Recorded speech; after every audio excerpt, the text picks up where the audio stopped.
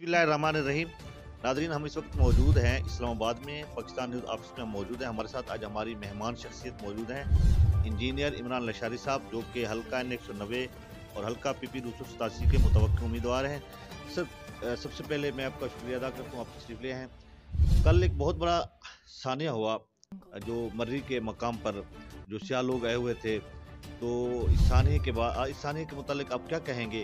क्या ये गवर्नमेंट की नाअहली है या सियाह लोगों की इतनी, क्या कहते हैं कि उनकी तरबियत का फुकदान है? क्या मसला हुआ ये जो सब मर्री का मसला कल हुआ? बिस्मिल्लाहिर्रहमानिर्रहीम।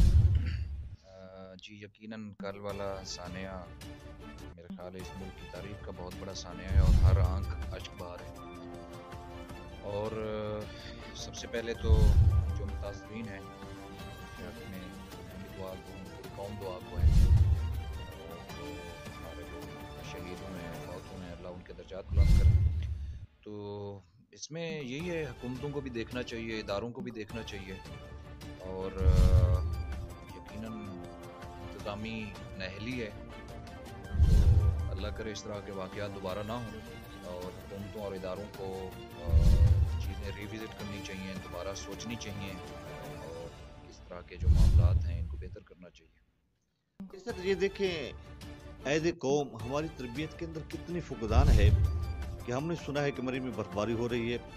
ये हमने बगैर वहाँ हालात देखे इतनी तादाद में लोग वहाँ पहुँचे। जो मुझे बताया गया तकरीबन 4000 के लगभग जो है ना वहाँ स्टैंड की जगह मौजूद है गाड़ियों की। तो लेकिन ये लाखों में गाड़ियाँ पहुँच गई और उसके बाद गवर्नमेंट ने किसी किस्म की कोई पॉलिसी का ऐलान नहीं किया। उनको पता था कि सियाह लोग आने हैं और इस तरह का जो एक्सीडेंट भी होना है, लेकिन हुकूमत ने किसी किस्म का कोई इक़दाम नहीं किया। तब जब ये जो हलाकतें हुई, ये जो लोग इसमें शहीद हुए, वफ़ात पाई, तो इस आने के बाद गवर्नमेंट ने फिर अपनी पॉलिसी का ऐलान किया। उन्होंने फिर ये रास्ते बंद कर दिए, मरी की तरफ लोगों को जाना रोक दिया।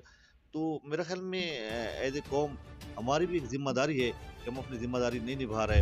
हमने जहाँ जो चीज़ का नाम सुना होता है, हम दौड़ के भाग के जाते हैं।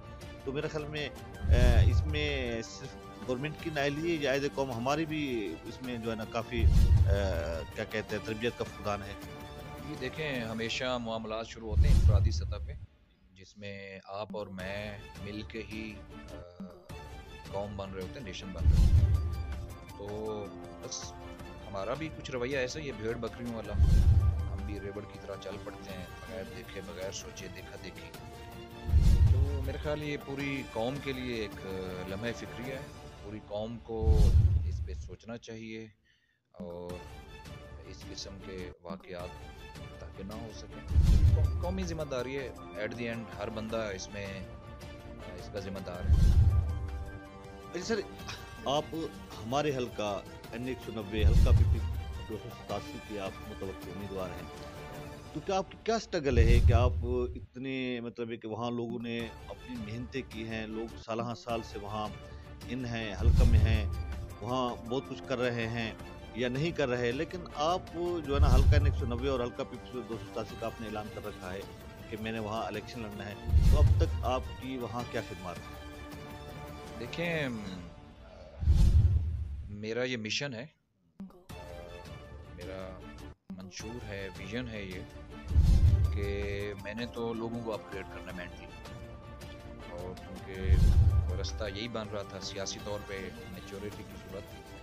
लोगों को मैं मैच्योर कर रहा हूँ सियासी तौर पे, और लोग अल्हम्दुलिल्लाह मेरे साथ चल रहे हैं, फॉलो कर रहे हैं। तो हर यकीनन जो सियासी रहनुमा हैं या वर्कर हैं, जो अपने एक सोच और नज़रिए के साथ चल रहे होते हैं, तो मैं लगा हूँ, कोशिश कर रहा हूँ, इंशाल्लाह चीज़ें ठीक हो रही हैं, नौजवान फैक्टर इम्प्रूव हो रहा है। और आप तो जानते ही हैं, आप ग्राउंड्स भी जानते हैं, डीजी खान में जो सियासी हालात हैं, बेसिकली सियासी मैच्योरिटी तो मेरे ख्याल है इन 70-72 सालों में आ नहीं सकती। तो चीज़ें असल में ठीक करने की ज़रूरत है। सियासी मैं फैक्टर्स बता रहा हूँ, सियासी तौर पर लगे हुए चीज़ें इम्प्रूव हो रही हैं, और नौजवान जिम्मेदारी ले रहे हैं। मेरा ख्याल है ये भी एक कमी थी डीजी खान की डेवलपमेंट कह लें, या डीजी खान जिस तरह से आगे बढ़ना चाहिए था वो नहीं बढ़ सका इन 60-70 सालों में। तो تو کیونکہ نوجوان نے اپنا رول پلے نہیں کیا. اب بہتری آ رہی ہے انشاءاللہ, پولیٹیکلی بھی لوگ میچور ہو رہے ہیں انشاءاللہ. اب ہر آنے والا الیکشن روایتی الیکشن نہیں ہوگا.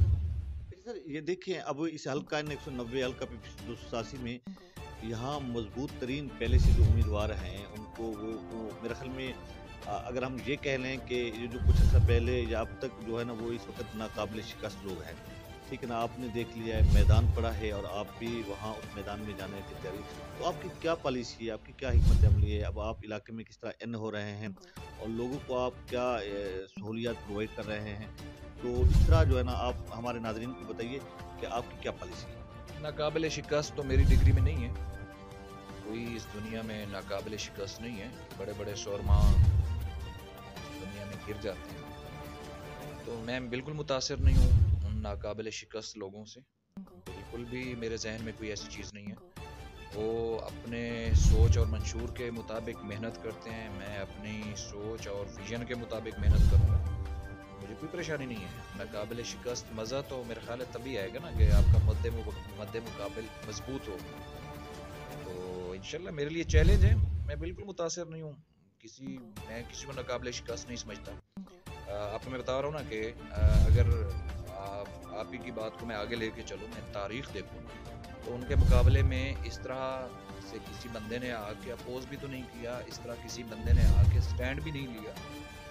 تو دیکھتے ہیں, یہ تو محنت ان کی اپنی محنت, میری اپنی محنت, آگے اللہ مالک ہے انشاءاللہ. کوشش کرتا ہوں. میں ایک بات کہتا ہوں کہ اس سسٹم میں آ جانا ہی میرے جیسے لوگوں کے لیے جیت ہے, فتح ہے. آپ نے ایٹ لیسٹ سسٹم کو چیلنج تو کر رکھا ہے, آپ نے ایٹ لیسٹ سسٹم کے خلاف آواز تو اٹھا رکھی ہے, تو یہ جیت ہے سر. باقی ہار جیت پارٹ آف گیم ہے. کام تو اسپرٹ آتی ہے, کھلاڑی کی اسپرٹ سے لڑتا ہے وہ دیکھی جاتی ہے, ہار جیت نہیں دیکھی جاتی. اچھا لشاری صاحب, آپ تو اس وقت اسلام آباد میں ہیں, آپ کی وہاں بہت کم حاضری ہے, لیکن آپ جب جاتے ہیں تو آپ یقینی بات ہے آپ کی ایکٹیویٹیز لوگ دیکھتے ہیں. اس وقت نوجوان کافی ہیں جو آپ کو فالو کر رہے ہیں, آپ کے ساتھ چلنے کا وہ انہوں نے ارادہ کر رکھا ہے. تو لیکن یہ ہے کہ اب اس دوران جب آپ اسلام آباد میں رہتے ہیں کہ آپ کا پیچھے رابطہ ہوتا ہے عوام سے, ان نوجوانوں سے جو لوگ آپ کے فالورز ہیں, جو لوگ آپ کو چاہتے ہیں, ان سے آپ کا رابطہ ہوتا ہے؟ جی مسلسل رابطہ ہے, ہمارے گروپس بھی بنے ہوئے ہیں, بہت سارے نوجوان دوستوں کے ساتھ رابطہ بھی ہے, سوشل میڈیا پہ بھی رابطہ ہے. اور آج کل تو میرا خیال ہے فزیکلی آپ کسی جگہ پہ بیٹھے ہیں نہیں بیٹھے اب میٹر نہیں کرتا. تمہیں پتہ ہے آئی ٹی انفارمیشن کا دور ہے, آپ کہیں پہ بھی بیٹھے ہوئے ہیں. میں یہ نہیں سمجھتا کہ میں اسلام آباد بیٹھا ہوں, میں ڈی جی خان بیٹھا ہوں, اور ایک ایک خبر سے میں مطلب ہے کہ میں ان ٹچ ہوتا ہوں. میں بالکل اپنے علاقے اور نوجوانوں کے ساتھ مسلسل رابطے میں رہتا ہوں. میرے خیال میں تو میں ڈی جی خان میں ہی رہتا ہوں. باقی فزیکلی آپ جدھر مرضی رہیں, کوئی ایسا ایشو نہیں ہے, اس کا مجھے کوئی ٹینشن نہیں ہے. کچھ لوگ یہ سمجھ رہے ہیں کہ یہ پروپیگنڈا کریں گے کہ یہ تو ہوتا نہیں ہے, ادھر ہوتا ہے ادھر ہوتا ہے, تو مجھے اس چیز سے کوئی فرق نہیں پڑتا. اور میں ڈی جی خان میں ہوں, میں ڈی جی خان کے مسائل کو سمجھتا ہوں, میں ڈی جی خان کے جو مطلب ہے کہ اس قسم کے حالات ہیں میں سارے سمجھتا ہوں. اپنی ہمت اور اپنی استعداد کے مطابق میں آواز اٹھاتا رہتا ہوں, محنت کر رہا ہوں, انشاءاللہ اللہ کی ذات صلہ دے گی.